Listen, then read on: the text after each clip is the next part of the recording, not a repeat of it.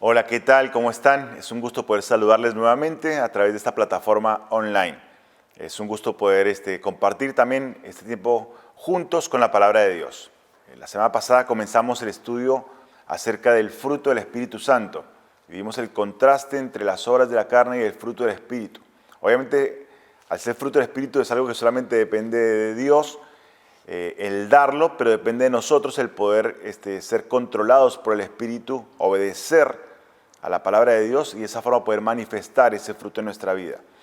Estamos entonces allí en Gálatas capítulo 5 y dice la palabra de Dios claramente en Gálatas capítulo 5 versículo 22, más el fruto del Espíritu es amor, gozo, paz, paciencia, benignidad, bondad, fe. Entonces me corresponde en este día poder hablar acerca del amor, como la primera manifestación del fruto del Espíritu Santo en la vida de un creyente, el amor. Dios es amor y por lo tanto Él es el dador del amor. De hecho, Él lo demostró claramente en Juan 3:16 cuando dice: de tal manera amó Dios al mundo que ha dado su Hijo unigénito para que todo aquel que en Él cree no se pierda, mas tenga vida eterna. Y en Romanos 5:5 dice que el amor de Dios ha sido derramado en nuestros corazones por el Espíritu Santo que nos fue dado. Entonces el amor. Jesucristo dijo en Juan 13:34, dijo: un mandamiento nuevo os doy, que os améis los unos a los otros.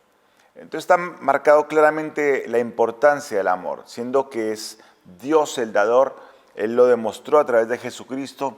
El Señor Jesucristo nos dio el mandamiento de amarnos y es más, Él dijo: en esto conocerán todos que sois mis discípulos si tuvierais amor los unos para con los otros. Entonces es un tema que es muy importante. Pero a veces pareciera que el amor no fuera tan real en la vida del creyente o que no fuera tan genuino. Entonces quiero invitarlos a que abran sus Biblias ahora en Romanos capítulo 12, Romanos 12, y allí vamos a leer en el versículo 9, Romanos 12:9, dice: el amor sea sin fingimiento, aborreced lo malo, seguid lo bueno. El amor sea sin fingimiento. Entonces la pregunta para hacernos hoy sería: ¿cómo tener un amor sincero? ¿Cómo tener un amor sin fingimiento?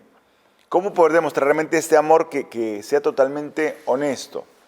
Bueno, vamos a ver en este pasaje de Romanos capítulo 12 por lo menos tres formas de tener ese amor sincero. Y la primera es un amor que prefiere a los demás. Un amor que prefiere a los demás. Dice claramente aquí en Romanos 12, versículo 10, dice: amaos los unos a los otros con amor fraternal, en cuanto a honra, prefiriéndoos los unos a los otros.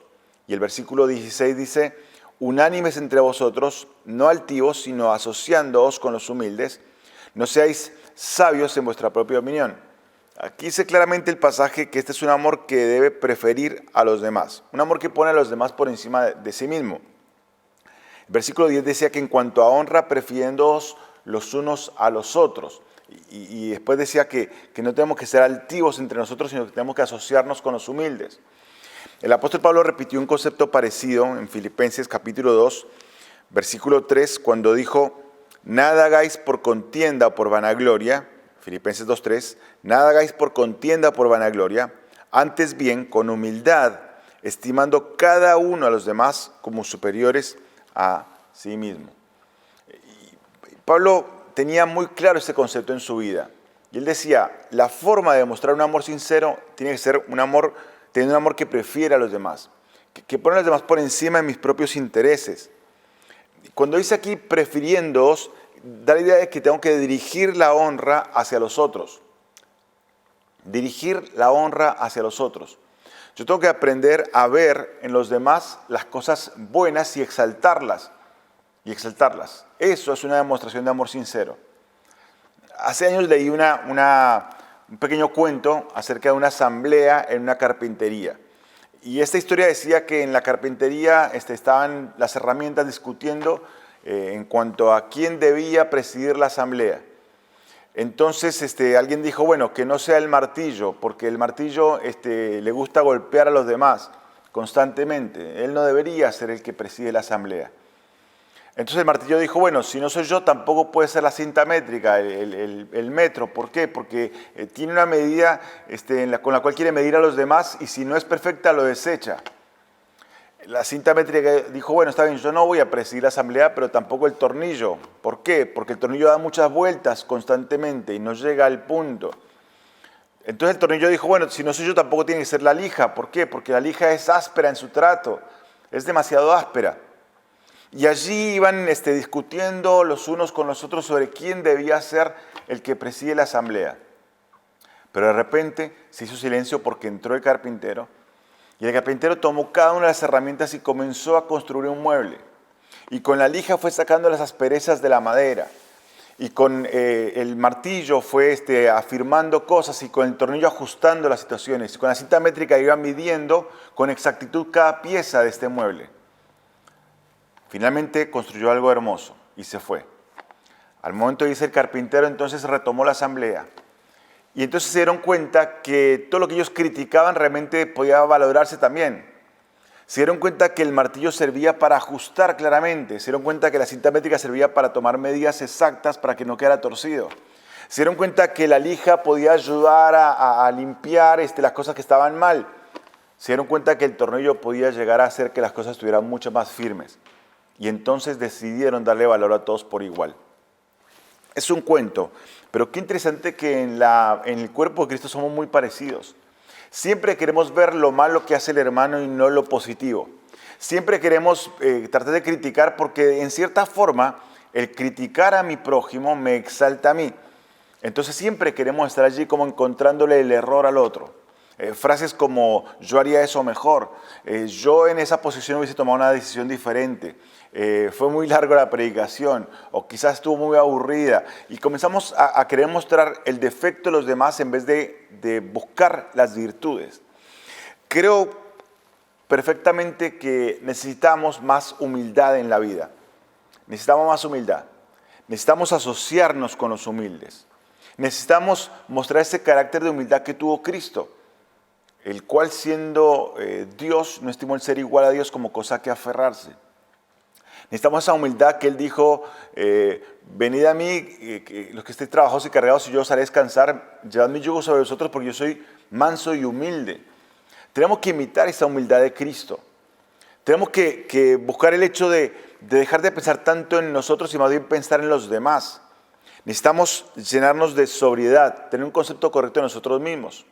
Romanos capítulo 12 dice el versículo 3, digo pues por la gracia que me es dada a cada cual que está entre vosotros, que no tenga más alto concepto de sí que el que debe tener, sino que piense de sí con cordura, con sobriedad, conforme a la medida de fe que Dios repartió a cada uno. Tengo que pensar de mí mismo con sobriedad. Tengo que aprender a reconocer a los demás, reconocer sus virtudes, reconocer las cosas que hacen bien y no centrarme tanto en el defecto. No digo que no tenemos que corregir el pecado, no. Hablo de las cosas comunes de la vida en las cuales normalmente queremos hacer como énfasis en lo que la persona hizo mal y dejamos de lado lo que hizo bien. Pensá en vos mismo, en tu situación. ¿No te gusta acaso que reconozcan tu esfuerzo antes que el error? Y yo creo que en cierta forma todos necesitamos ese tipo de reconocimiento. Entonces te quiero animar a que hagas un ejercicio cuando estés en tu iglesia, quizás mismo entre tus amigos, en tu familia, en tu casa, y comiences a reconocer lo bueno que hacen los demás. Comienza a reconocer las virtudes de los otros antes que el error. Y te vas a dar cuenta de que cuando le dices a alguien algo realmente que hizo bien, la persona lo va a hacer mejor la próxima vez, porque se da cuenta que puede llegar a ser un potencial de éxito en su vida. Un amor que prefiere a los demás. Tenemos que demostrar un amor sincero y tiene que ser un amor que prefiere a los demás. Pero no solamente eso, también un amor que participa con los demás. Un amor que participa con los demás. Fíjense, Romanos 12, versículo 12 dice, gozosos en la esperanza, sufridos en la tribulación, constantes en la oración, compartiendo para las necesidades de los santos, practicando la hospitalidad. Versículo 15, Gozaos con los que se gozan, llorad con los que lloran. Y aquí encontramos versículos que son bien claros en cuanto al tema de participar con los demás. El versículo 12 era acerca de gozo, de sufrimiento y de constancia en la oración.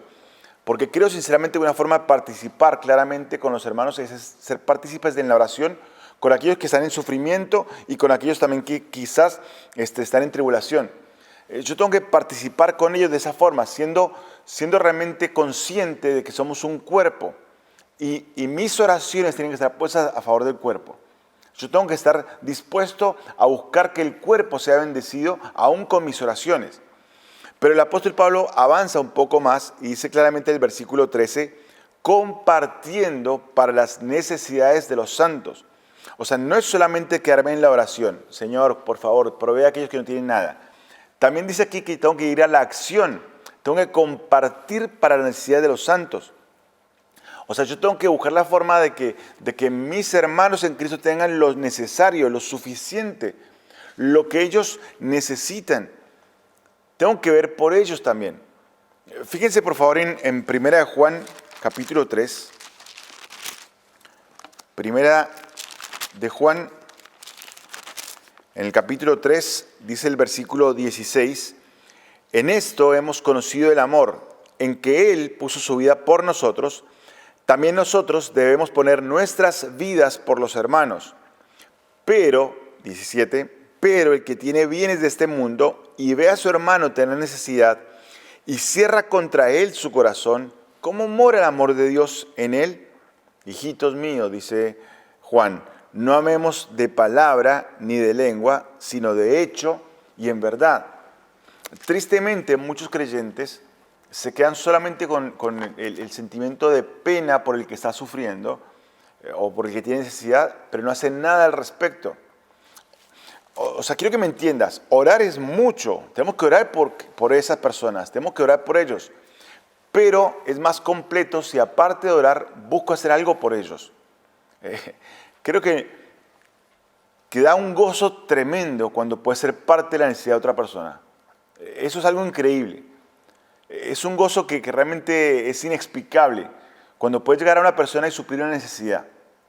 Porque la persona es bendecida y su gozo y su necesidad suplida provoca que esa persona pueda alabar a Dios y por lo tanto también tú vas a ser bendecido. Un amor que participa con los demás. Dice Pablo nuevamente en Romanos 12, dijimos compartiendo para las necesidades de los santos. Dice, practicando la hospitalidad. Y también es un tema que es muy importante, el hecho de poder ayudar a que la otra persona que se sienta bien en mi casa. Tengo que buscar que la persona se sienta bien en mi casa. Yo sé que estamos en tiempos especiales de pandemia, pero creo que antes de la pandemia también nos costaba mucho el tema de la hospitalidad. Y creo sinceramente que debemos ser un poquito más enfáticos en este tema. El escritor de Hebreos dijo en Hebreos 13, dijo, no os olvidéis de la hospitalidad, dijo. Era un llamado real y también auténtico para nosotros, actual para nosotros. No os olvidéis de la hospitalidad, porque sin saberlo algunos han hospedado ángeles. O sea, tenemos que aprender a ser hospitalarios con las personas. Tenemos que estar más pendientes de los otros, de sus necesidades, saber qué está pasando en sus vidas. Hace unos años atrás, un pastor dijo una ilustración que me quedó muy grabada. Y él contaba acerca de un hombre que había soñado que iba al cielo, ¿no? Él moría, iba al cielo. Pero entonces antes de entrar por las puertas, por los portales de esplendor, este hombre le pidió al Señor que lo llevara a ver el infierno para saber de qué lo había librado. Es una ilustración, por favor, es simplemente eso, es un sueño. Pero esta ilustración contaba que este hombre pidió ver el infierno. Entonces cuando llegan al infierno, ven una mesa larga, llena de comida, de los mejores manjares, de frutas frescas, de la mejor comida que podía haber. Pero alrededor de la mesa había gente que estaba totalmente desnutrida, con un semblante decaído, pálidos, ojerosos. Y este hombre comenzó a ver por qué pasaba eso y se daba cuenta que las cucharas, para que cada uno comiera, medían 1 metro. Entonces no podían llevar la comida a sus bocas porque era demasiado larga la cuchara y no podían manejarla.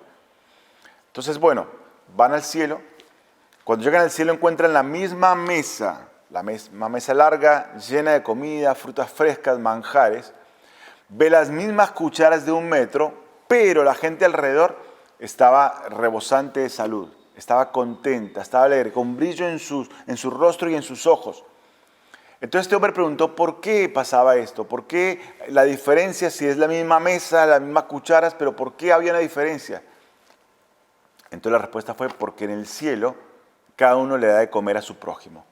No importaba largo la cuchara porque cada uno le daba de comer a su prójimo. Y entonces había gozo porque había forma de compartir los unos con los otros. Un amor que participa con los demás. Versículo 15 dice, gozaos con los que se gozan, de Romanos 12, gozaos con los que se gozan, llorad con los que lloran. Y a veces me preocupa muchísimo con esto de participar con los demás. Es más fácil llorar con el que llora que gozarme con el que se goza. Me preocupa que a veces en ese participar es más fácil estar en medio de la necesidad, pero no siempre en medio del gozo. Y cuando debería ser un todo, por eso Pablo dijo, hay 2 tiempos, hay tiempo de gozo y tiempo de lloro. En los 2 momentos tengo que participar con mis hermanos. Quizás puedas llegar a considerar el hecho de participar de una forma práctica por los hermanos de tu iglesia. Quizás conoces familias en la iglesia que están pasando necesidades. El apóstol Pablo dijo en Gálatas que tenemos que hacer bien a todos, mayormente, principalmente a los de la familia de la fe. Entonces quizás puedes hablar con tu pastor, anciano, y preguntarle qué familia tiene necesidad. Quizás un simple paquete de arroz, un simple paquete de pasta, quizás algunas frutas, quizás una lata de alimento pueda suplir una necesidad para una familia hoy. Quizás es el momento de cumplir con este mandamiento, de participar con los demás. Un amor que prefiere a los demás, que pone a los demás por encima de él, que realmente ve las virtudes de los demás antes que los defectos. Un amor que participa con los demás, un amor que realmente es práctico, que ora, pero va más allá de la oración. Va al hecho de poder suplir una necesidad práctica del otro. Tercero, un amor que perdona a los demás. Un amor que perdona a los demás. Romanos 12, versículo 14 dice, bendecid a los que os persiguen, bendecid y no maldigáis. 17 dice, no paguéis a nadie mal por mal, procurad lo bueno delante de todos los hombres. Si es posible, en cuanto dependa de vosotros, estad en paz con todos los hombres. No os venguéis vosotros mismos, amados míos, sino dejad lugar a la ira de Dios. Porque escrito está, mía es la venganza, yo pagaré, dice el Señor. Así que, si tu enemigo tuviere hambre, dale de comer. Si tuviere sed, dale de beber, pues haciendo esto, ascuas de fuego amontonarás sobre su cabeza. No seas vencido de lo malo, sino vence con el bien el mal. Un amor que perdona a los demás. Un amor que perdona a los demás. El tema del perdón está marcado en todas las Escrituras. El Señor Jesús habló en Mateo 18 en cuanto a la necesidad de perdonar al prójimo. Y Pedro, queriendo exaltarse o quizás figurar, le dice, ¿cuántas veces debo perdonar a mi hermano? ¿Hasta 7 veces? Y el Señor le dijo, no, Pedro, hasta 70 veces 7. Y quizás alguno es rápido en poder hacer la cuenta y decir, bueno, 7 por 7, 49, bueno, tengo un límite de 490 veces que puedo perdonar a mi hermano. No es así. Porque cada vez que perdono, la cuenta vuelve a 0. Nunca vamos a llegar a más de eso si perdonamos. La cuenta cada vez que perdono vuelve a 0. Tengo que aprender a perdonar a los demás. Y aquí Pablo decía que a aquellos que te persiguen tengo que bendecirlos. O sea, no sé si has sufrido persecución por ser creyente. No sé si sufres bullying por ser creyente. Pero aquí Pablo dice que a esa gente también tengo que amarla, tengo que bendecirla, hablar bien, bendecir, hablar bien de ellos, no maldecir. Y Pablo va diciendo que no tengo que pagar mal por mal, tengo que procurar lo bueno. Pablo dice que si es posible que esté en paz con todos. Obviamente que a veces no es posible, pero Pablo dice si es posible, en cuanto dependa de vosotros, está en paz. Pablo dice no se venguen, dejen lugar a la ira de Dios. Pablo dice, mire, es fácil. La persona que te persigue, la persona que te hace bullying, la persona que te lastimó, tiene hambre, dale de comer. Tiene sed, dale de beber. Eso es lo que tenemos que hacer. El Señor se va a encargar. Y Cristo nos dejó ejemplo para eso. Fíjense por favor en 1 de Pedro capítulo 2. 1 de Pedro, en el capítulo 2, dice el versículo 21, pues para esto fuisteis llamados, porque también Cristo padeció por nosotros, dejándonos ejemplo para que sigamos sus pisadas, el cual no hizo pecado, ni se halló engaño en su boca, quien cuando le maldecían no respondía con maldición, cuando padecía no amenazaba, sino que encomendaba su causa al que juzga justamente. El Señor Jesús nos dejó ejemplo de cómo reaccionar frente a la persecución, cómo reaccionar frente a la gente que nos insulta. Dice, Él no respondía, Él hacía lo que correspondía, que era encomendar su causa delante del juez justo, que ve todo, que ve todo. Y el Señor va a retribuir a cada uno. El tema del perdón es importantísimo. Nelson Mandela, aquel hombre famoso que luchó tantos años por los derechos de la gente en Sudáfrica, él fue encarcelado por años. Cuando lo liberan, él dijo lo siguiente, él dijo, yo tuve que entender que si no perdonaba a los que me causaron mal, aunque estuviera libre, mi corazón seguiría preso. Aunque estuviera libre, en mi corazón seguiría preso. Corrie ten Boom cuenta en su libro cómo ella tuvo que perdonar también a aquellos que las golpearon junto con su hermana y que llevaron a su hermana a la muerte. Tuvo que aprender a perdonarlos. Porque es lo que Dios quiere en nosotros. Dios quiere que nuestro amor se manifieste en perdón. No es solamente olvidar o pasar por alto la ofensa, es ir más allá, es buscar el bien de aquellas personas, darles comida, darles bebida, bendecirlos. Yo sé que no parece fácil y realmente no lo es, pero si está escrito en la Biblia es porque es posible, es posible. Y yo te quiero animar a que puedas poner en práctica ese tipo de amor que Dios quiere que tengamos. Ese amor que es fruto del Espíritu. ¿Cómo? Un amor que prefiere a los demás. Un amor que realmente participa con los demás y sus necesidades. Pero también un amor que perdona a los demás. Perdona a los demás. Efesios capítulo 4. Efesios 4 dice en el versículo 32, antes, sed benignos unos con otros, misericordiosos, perdonándoos unos a otros, como Dios también os perdonó a vosotros en Cristo. Como Dios me perdonó a mí, en Cristo yo tengo que perdonar también a aquellos que me han causado mal.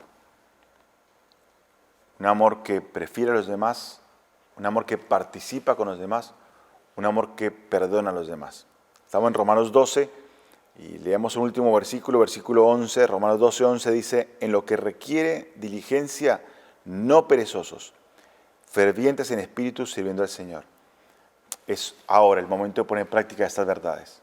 Es ahora el momento de salir y comenzar a preferir a los demás, exaltando sus virtudes antes que sus errores. Es ahora el momento de participar con los demás, buscando a quién, por quién orar, pero también buscando a quién suplirle una necesidad específica. Pero también es ahora el momento de perdonar a aquellos que te han causado mal. Mis queridos, es mi oración sincera que cada día, este elemento del fruto del Espíritu Santo se manifieste en mi vida y que yo pueda ser reconocido como una persona que realmente ama de una forma sincera, de una forma que es correcta. Así que vamos a orar. Señor, te doy gracias, Padre, porque eres bueno con nosotros, Señor, y realmente de una forma maravillosa inspiraste, Señor, en el corazón de Pablo para que él pudiera escribir estas verdades. Pero, Señor, te ruego sinceramente que estas verdades puedan hacerse carne en mi vida, Señor, cada momento. Te ruego, Señor, que hoy sea el día en el cual yo pueda manifestar el fruto del Espíritu en amor. Y que, Señor, de alguna forma yo pueda aprender hoy a tener un amor que prefiere a los demás, Señor. A que yo pueda tener hoy un amor que participa con los demás, pero también que tenga un amor que perdona a los demás, Señor. Ayúdanos en este día, Señor, a poner en práctica tu palabra, Dios. Y que realmente podamos comenzar de esa forma también a poder impactar el mundo, Señor, y poder también de esa forma también poder ser de bendición para todos. Bendice este día, Señor, este tiempo juntos. Oramos en el nombre de nuestro amado Salvador Jesucristo. Amén. Muchas gracias, que Dios les bendiga.